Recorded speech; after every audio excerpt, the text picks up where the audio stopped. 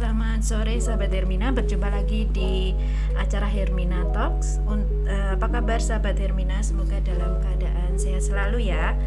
Untuk tema sore hari ini yaitu tentang penanganan, pelayanan, dan penjaminan kecelakaan kerja.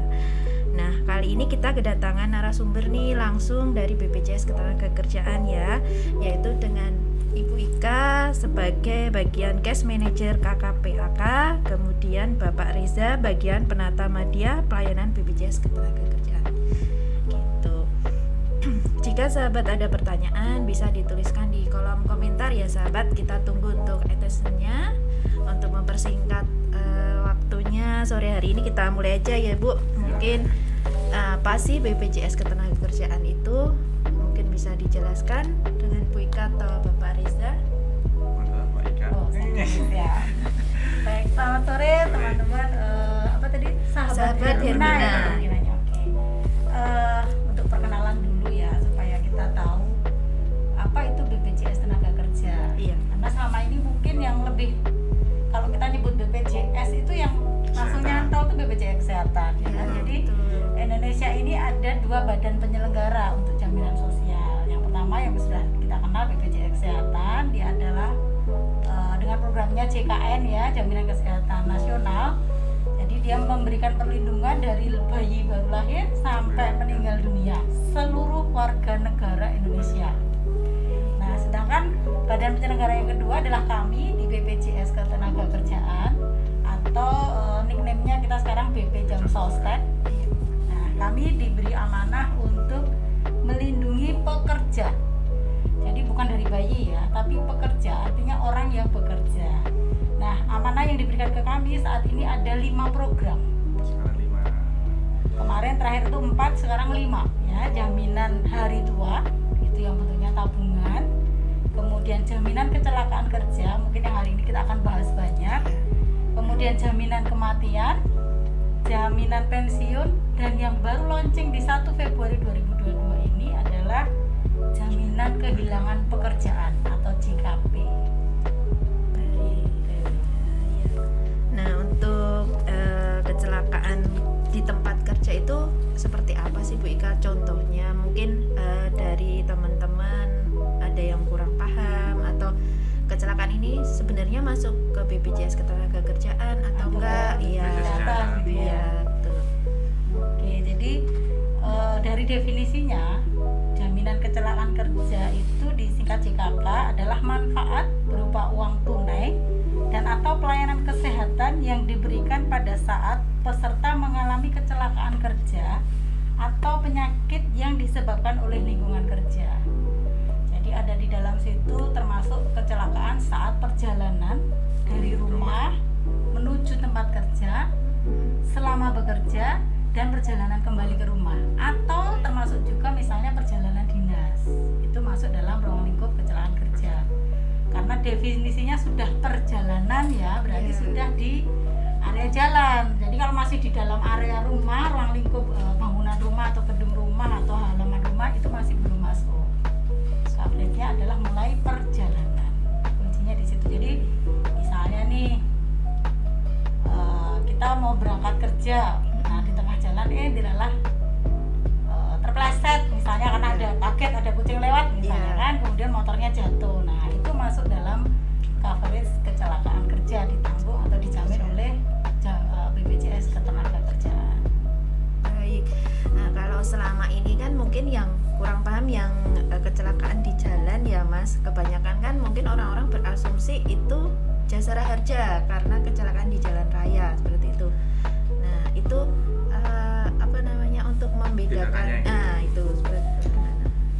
Jadi kalau misalnya yang pas waktu resiko kecelakaan kerja itu kan di jalan itu memang ada salah satunya itu pakai jasara harja. Nah, tempat kami pun bisa menjamin asalkan itu kecelakaan kerja pas pulang kerja. Nah, itu pas kondisi tunggal. Jadi langsung tunggal, langsung penjaminnya di kami. Nah, kecuali kalau misalnya terjadi resiko kecelakaan kerjanya itu mohon maaf 2 atau gada ada lawannya itu masuknya ke jasara harja dulu. Nah, kemudian kalau misalnya plafon kan ada plafon untuk jasara harjanya itu 20 juta. Nah, misalnya operasinya atau pengobatan atau perawatannya itu lebih dari 20 juta, maka langsung di cover oleh kami. Seperti itu. Jadi bedanya itu sih, apa namanya? Penjaminannya. Ada koordinasi manfaat di situ. Ya, betul. Kecelakaan di lalu lintas itu adalah bagian atau sebagian dari kecelakaan kerja. Iya. Karena undang-undang juga mengatur bahwa jasa raja ini adalah yang leg spesialis yang khusus menjamin kecelakaan di jalan umum, maka dia akan menjadi penjamin pertama untuk kasus kecelakaan di jalan umum ya. Kalau ternyata penjaminannya kurang, misalnya karena dia ada plafon kan ya tadi, maka sisanya boleh ke BPJS Kerja jika itu merupakan kecelakaan kerja. Kalau bukan kecelakaan kerja ya berarti sisanya ke BPJS Kesehatan. Atau kalau misalnya ternyata tadi laka tunggal tidak dijamin oleh jasa raja, maka penjaminannya langsung ke BPJS Kerja kalau kecelakaan kerja. Jadi ada manfaat yang bisa digunakan gitu secara bersamaan. Dua manfaat berarti ya. Manfaat ya, dan itu bisa cukup bermanfaat ya, karena misalnya bisa untuk naik kelas, hanya misalnya di rumah sakit Hermina kan sudah PLKK ya untuk BPJS Kerja, hanya kan di kelas 2. Kalau ternyata lalu lintas kemudian ada JR juga, kalau beliau atau keluarga menghendaki di kelas 1, maka bisa jadi tetap bisa dirawat di kelas 1 tanpa selisih karena adanya jaminan dari JR. Yang penting plafonnya nggak habis gitu Mbak, jadi bisa. Jadi kalau misalnya udah habis ya pakainya yang kemudian untuk syarat BPJS Ketenagakerjaan itu apa aja sih Mas? Jadi kalau yang pertama itu yang penting untuk pasiennya dibawa ke rumah sakit dulu, baik di di jalan raya atau di perusahaan. Yang penting bawa ke sini dulu. Nah, nanti untuk persyaratannya itu nanti pakai kartu peserta itu sama KTP sama surat pernyataan TC dari kami. Nanti akan yang diserahkan di rumah sakit bisa, atau nanti hubungi ke kita bisa. Sama tahap 1 untuk pelaporannya, terus kemudian untuk absensi. Nah, absensi karyawan ya. Nah, itu nanti kalau misalnya itu terjadi resikonya di dalam perusahaan. Beda lagi kalau nanti resikonya kecelakaan kerja itu di jalan, itu nanti kita tambahkan untuk laporan polisi seperti itu. Kepolisian. Ya. Terus mungkin ini nih Mas, banyak pasien yang dirujuk dari rumah sakit lain. Nah, itu untuk syarat rujukan dari antar rumah sakit itu apakah sama dengan yang syarat BPJS Ketenagakerjaan yang pertama atau ada perbedaannya Mas? Jadi untuk rujukannya itu kalau misalnya contoh nih dari sini atau dari luar, ini untuk dari rumah sakit lain ke rumah sakit Hermina. Nah, jadi untuk dari rumah sakit lain itu cuman membutuhkan nanti untuk persyaratannya itu seperti awal tadi sebelumnya yang sudah dirawat di PLKK sebelumnya, nanti tambah untuk surat rujukannya aja seperti itu. Nah, nanti monggo dari rumah sakit atau dari pendaftaran bisa konfirmasi dulu nanti untuk terkait penjaminannya seperti itu. Cuman kita butuh rujukannya. Nah, nanti kalau misalnya ada rujukan lagi nanti dari rumah sakit, monggo nanti kalau misalnya mau dibikinkan surat rujukannya silakan seperti itu.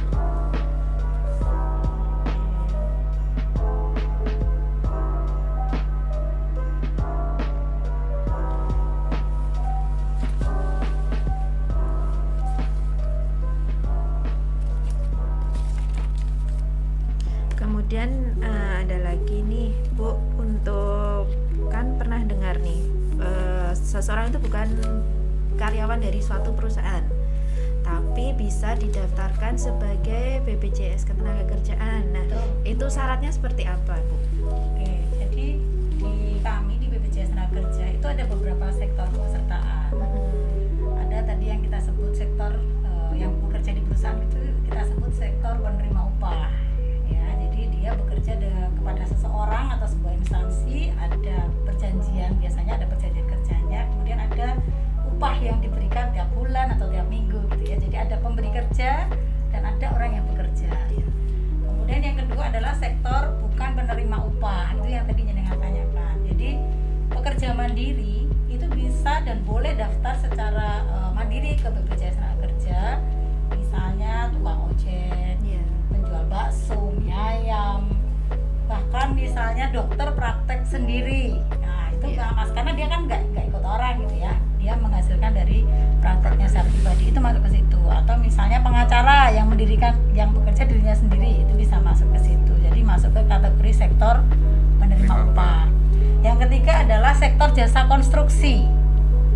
Jadi kalau yang bangun gedung, memperbaiki jalan, itu bisa masuk ke kepesertaan kami di sektor jasa konstruksi. Jadi pekerjanya juga bisa terlindungi.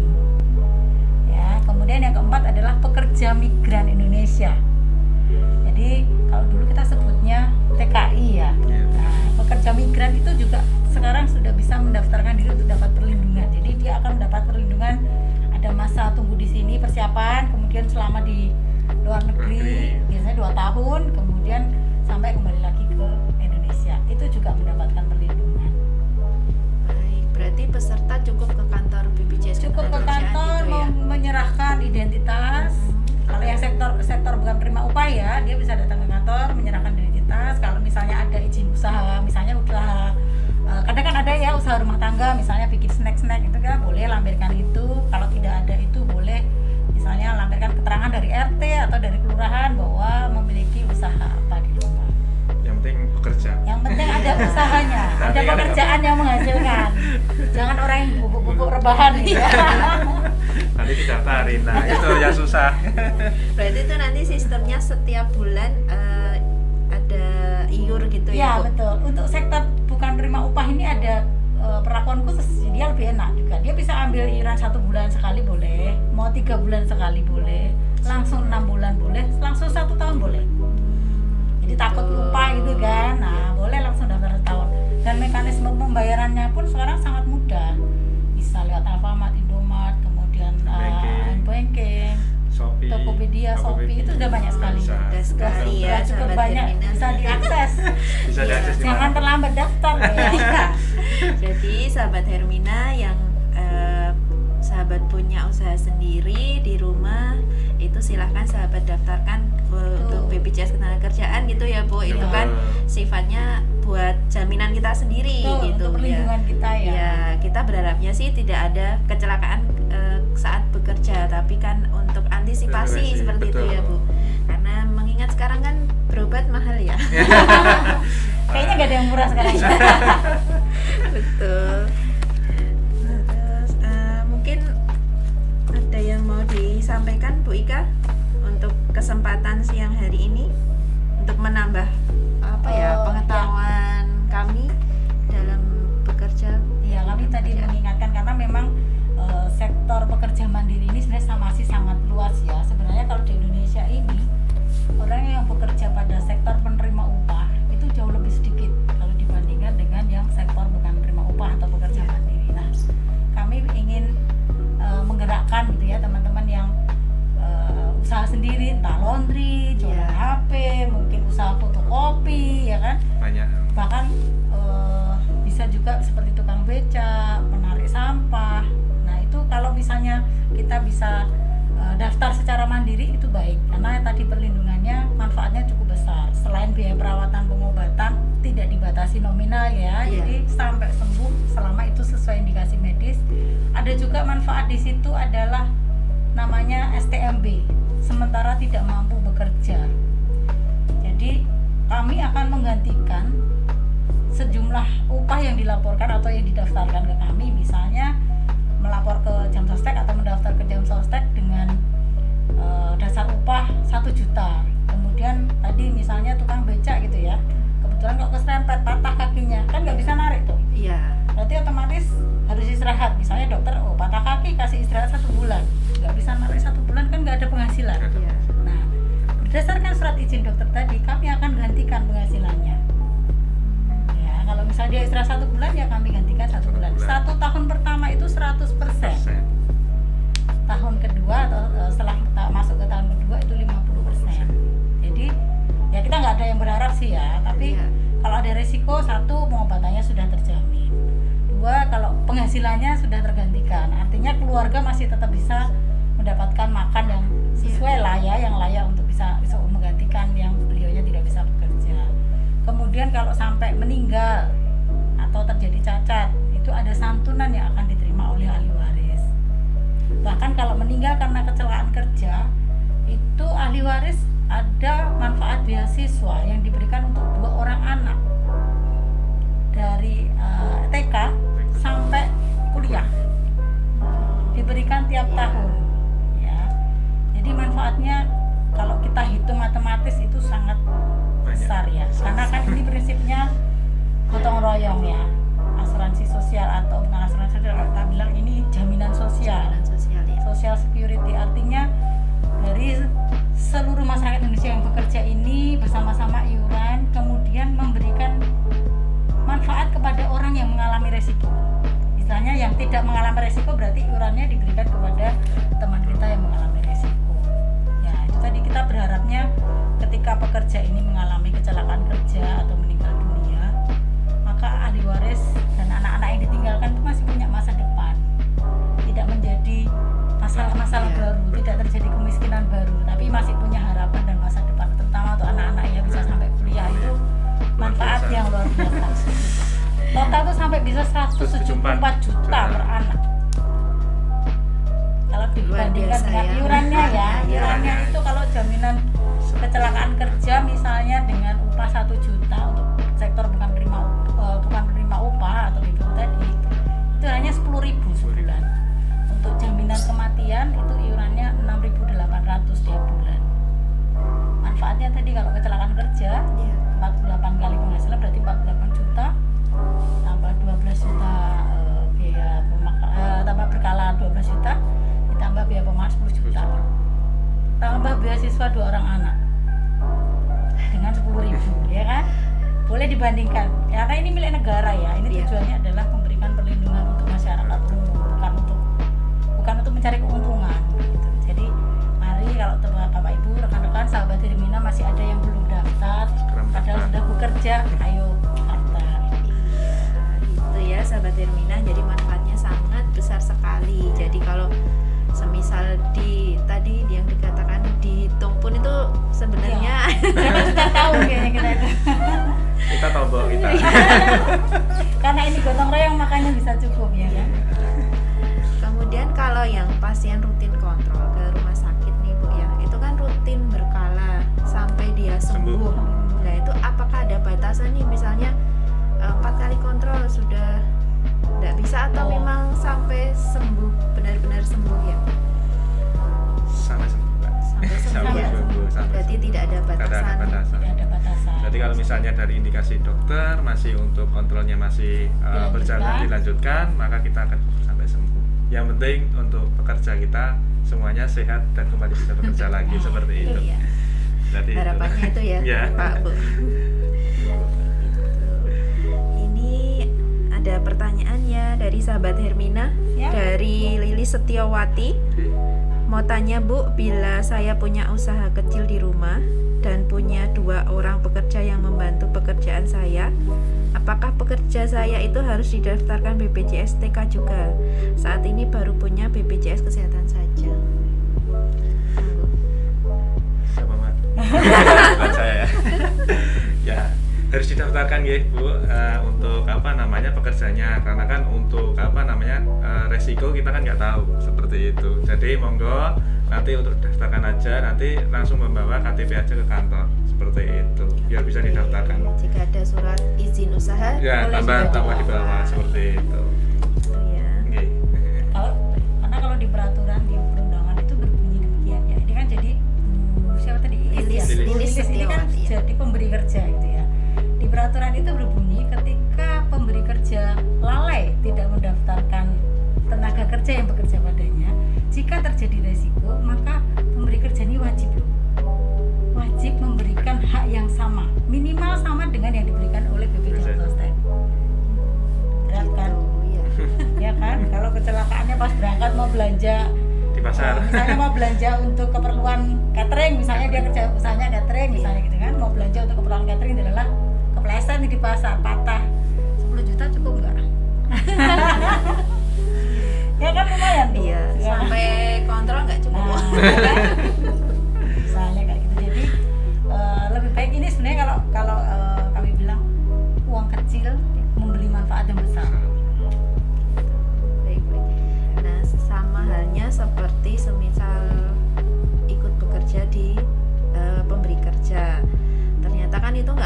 BPJS Kesehatan ya, karena kan kecelakaannya saat bekerja. Ya, betul. Nah, itu untuk aktifnya itu bagaimana Bu? Terhitungnya terkapan gitu iya, ya. betul. Jadi perlindungan itu diberikan sejak daftar dan bayar. Jadi kalau kecelakaan dulu baru daftar, kami tidak bisa cover. Dan itu yang tidak bisa di cover bukan hanya yang sebelum daftar, tapi seluruh rangkaian. Jadi kalau misalnya tadi kecelakaan tanggal 1, Iya. tanggal 2 pagi baru didaftarkan, maka seluruh rangkaian kejadian tanggal 1 ini sampai sembuh, dia mau kontrol setahun, 2 tahun, itu kami tidak bisa cover. Jadi kan rugi Iya. kalau nggak daftar, ya kan? Iya. Betul. Tapi kalau sudah daftar, misalnya tanggal 1 daftar, siangnya kecelakaan, itu sudah terlindungi. Oh gitu. Berarti daftar dulu. Daftar, Berarti bayar. dapat manfaatnya Iya. ya. Dan nggak pakai jeda ya, istilahnya gini. Sekarang daftar langsung bayar ya sudah langsung mendapatkan perlindungan. Jadi ketika daftar bayar itu kan otomatis dapat kartu ya. Betul. Betul. Dan kartu sekarang juga bisa diakses lewat digital.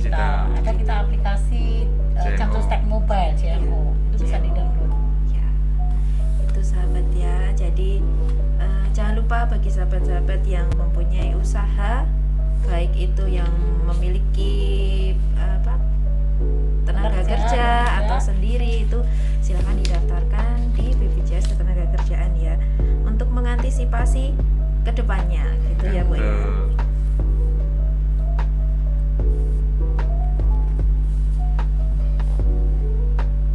Silakan sahabat Hermina, kami tunggu. Kalau masih ada. Kalau masih ada kesempatan.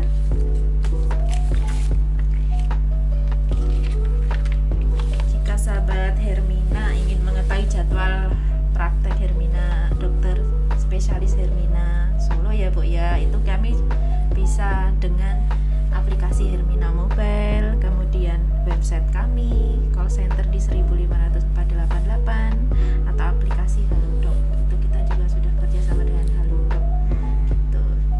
Jadi Dan melalui setahu kami untuk peserta kami yang kecelakaan kerja juga dapat di ini ya, poli eksekutif iya ya. betul, di poli eksekutif Ya, ini. jadi layanannya di Hermina nih keren lah. Keren. Terima kasih. Luar Jadi, biasa. jadi one stop service ya, Iya. kalau nggak salah itu ya Mbak ya, satu Betul. tempat, tunggu di situ, obat sudah di situ juga, jadi nggak usah kemana-mana ya. Iya. Nah, ini layanan spesial untuk peserta yang peserta Jam Sostek, BP Jam Sostek yang mengalami kecelakaan kerja. Harapannya sih nggak terjadi, tapi nggak mungkin kan. Pasti ada Yang namanya kecelakaan bekerja pasti ada resikonya Ya, kan Bu betul. ya. kerja apapun pasti ada resikonya. Jualan mie ayam aja bisa kena pisau. Iya. Kesiram air panas juga Nah. bisa ya Bu. Kami pernah dapat Mbak kasus yang kebetulan kiriman dari Kalimantan, dari Pangkalan Bun. Penjual bakso apa namanya? Bakso pentol. Dia baru berangkat, kebetulan kecelakaan lalu lintas. Kuahnya itu tumpah kena ke badan. Nah, kebetulan di Kalimantan itu ya kita bersyukur ya di Jawa ya. Susah. Dokter spesialis tulang nggak ada, jadi dia harus nunggu beberapa waktu, nunggu jadwal pesawat juga. Akhirnya dibawa ke Surakarta, dirawat di sini. Itu peserta dari sektor pekerja bukan penerima upah. Gitu. Berarti harus menunggu ya Bu ya. Ya makanya kalau kita di Jawa Tengah lah bersyukur ya, masih Apa ada? banyak dan lengkap. Lengkap. Tenaga kesehatan ada, rumah Ya, sakitnya betul, ya rumah sakit banyak. banyak. Sudah kerjasama hampir seluruh Surakarta ini hampir semuanya sudah kerjasama juga. Tapi memang kalau Hermina kasih plus tadi tuh ya, layanannya adalah di poli eksekutif. Eksekutif itu ya teman-teman, ditunggu juga untuk kalau misalnya punya anak imunisasi atau istrinya sedang hamil, bisa merasakan layanan kami di poli eksekutif ya teman-teman, di lantai 2. Jadi jangan takut ya dari peserta BPJS Tenaga Kerja bahwa Hermina ini sekarang bukan lagi hanya ibu anak ya kan, tapi sudah ada bedah ortopedinya juga Sudah ya. ada. Jadi kasus kecelakaan kerja itu bisa dilayani di Rumah Sakit Hermina Solo. Mungkin masih ada pertanyaan lagi Mbak?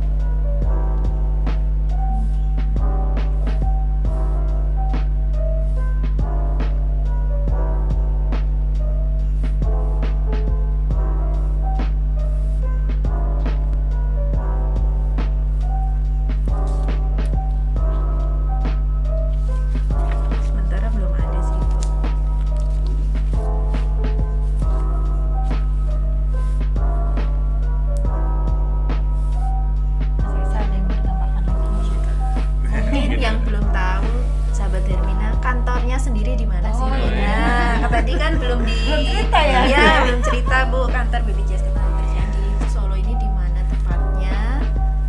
Jadi kantornya itu sangat spesial, di depannya Dunia Tailor kalau teman-teman tahu. Nah itu di Jalan Bayangkara nomor 42 di Surakarta seperti itu. Jadi dari Siwedari itu langsung aja ke arah ke Lotemat. Jadi sebelum Lotemat samping PMK seperti itu. Kami juga punya 3 KCP ya di Karanganyar, Sukoharjo dan Sragen. Boleh di search Google ya, ada alamatnya. Search Google BPJS Ketenagakerjaan di daerah Sragen, Karanganyar, Sragen dan Sukoharjo.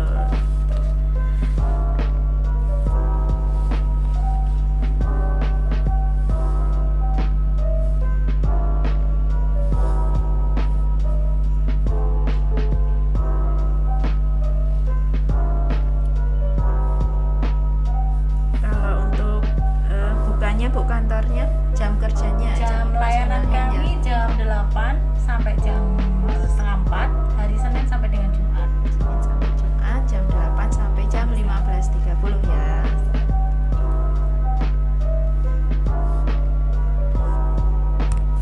Kalau dari perusahaan mungkin Pak Reza ya, untuk syarat klaimnya, untuk syarat klaim ke BPJS Ketenagakerjaan itu syaratnya apa aja? Berarti yang dari rumah sakit ke kita ya? Iya. Iya. Jadi kalau yang dari rumah sakit itu seperti yang tadi saya sampaikan, untuk laporan tahap 1, kartu KTP, absensi, sama surat pernyataan TC. Kemudian untuk KK3-nya yang dari dokter, nah itu ada formnya juga, nanti sama kwitansi, terus kemudian sama rincian obat seperti itu. Iya.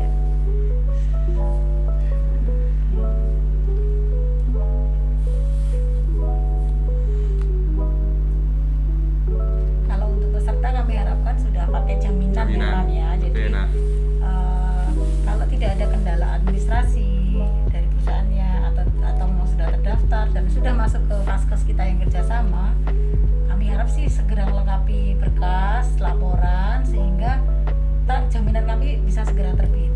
Jadi peserta tidak lagi perlu membayar gitu kan, biar nanti rumah sakit aja yang nagih langsung ke Jamstek. Kami berharapnya begitu. Nah ini mungkin mengingatkan juga nih, kadang-kadang ada perusahaan yang telat bayarnya gitu kan, atau terlambat sampai beberapa bulan. Nah itu akan jadi menghambat kan. Kalau lebih dari 3 bulan maka kami tidak bisa jamin. Itu akan menjadi dijamin dulu atau dibayar oleh perusahaan atau pemberi kerja, nanti baru diklaimkan ke Jamstek setelah iurannya masih. Jadi sayang karena maaf kadang-kadang tarif kita dengan rumah sakit atau dengan vaskes itu khusus kan. Kalau berlaku umum kadang-kadang akan jadi ada selisih. Padahal kalau dengan jaminan misalnya sudah sesuai dengan kelas hanya sudah nggak bayar sama sekali gitu kan. Jadi kami sarankan untuk tertib administrasi dan tertib iuran supaya pekerjanya betul-betul dapat manfaat saat diperlukan gitu. Tidak harus mengeluarkan uang dulu gitu ya. Betul, jadi tepat bayar administrasi ya, betul. Sehingga tenaga kerja bisa mendapatkan manfaat ketika butuh gitu ya Bu ya.